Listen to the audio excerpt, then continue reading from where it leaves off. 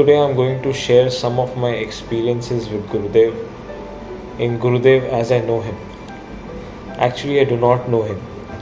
That is the best way to describe what has been my journey with him.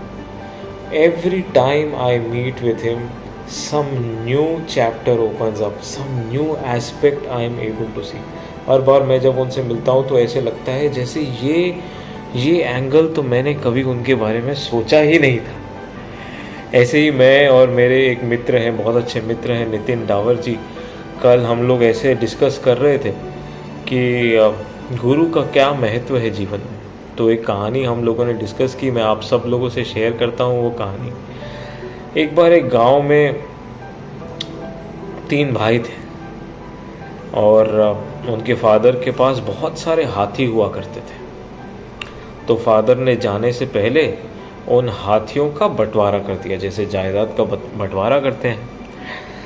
तो वो 3 भाइयों का आपस में थोड़ा खींचातानी हुआ. तो उन्होंने कहा कि देखें भाई, हमारे फादर हमारे लिए कैसा बंटवारा करके गए हैं.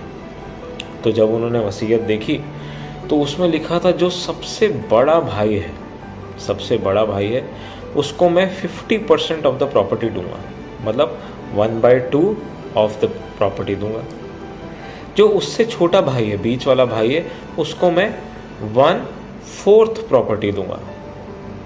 और जो तीसरा भाई है, सबसे छोटा भाई है, उसको मैं 1/5 प्रॉपर्टी दूंगा. तो हुआ क्या, जब उन्होंने देखा कि प्रॉपर्टी में क्या है, तो उस ज़माने में हाथी थे उनके पास. तो उनके पास 19 हाथियों की प्रॉपर्टी थी. अब वो तीनों भाई कंफ्यूज्ड रहे कि आपस में झगड़ते रहे कि अरे ये कैसे डिवाइड होगा. 19 हाथी हैं उनके पास, 19 हाथी थे, 19 एलिफेंट्स दे हैड. और 19 हाथी ना हाफ में हो सकते हैं, ना 1/4 में हो सकते हैं, ना 1/5 में हो सकते हैं. न जाने कितने सालों तक उनका ये आपस में डिस्प्यूट चलता रहा.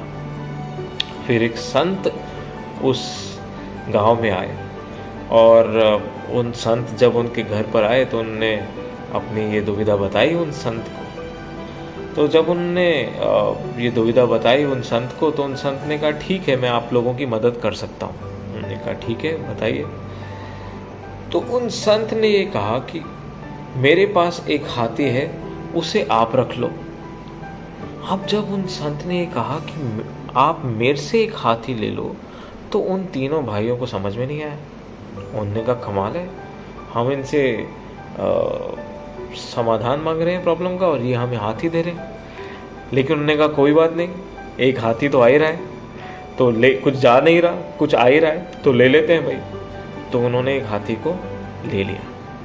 तो जब उन्होंने उस हाथी को ले लिया तो उनके पास सडनली जो टोटल हाथी थे वो हो गए 20. और जैसे ही 20 हाथी हुए और उन्होंने वसीयत के हिसाब से बंटवारा करना चाहा, तो देखा 20 का आधा सबसे बड़े भाई को, मतलब 10 हाथी सबसे बड़े भाई को चले गए. 20 का 1/4 बीच वाले भाई को, मतलब 5 हाथी बीच वाले भाई को चले गए. और 20 का 1/5 सबसे छोटे भाई को, मतलब 4 हाथी छोटे वाले भाई को चले गए. मिलकर जोड़कर सम बना 19 हाथी. और जो एक हाथी था वो संत ने वापस लिया और अपने साथ अपनी राह पर चल दिए. That is the significance of the Guru. Yeah, when a Guru comes into your life, he remains untouched from all your issues, from all your problems. Yet at the same time, he provides that platform, that impetus to you in your life, where all the botherations of your life, all the problems of your life get effortlessly solved. And in that way, Gurudev has been such a blessing for me personally in my life. With him coming into the life, all challenges, all problems look so effortless. And that is how I know my dear Gurudev. Jai Gurudev.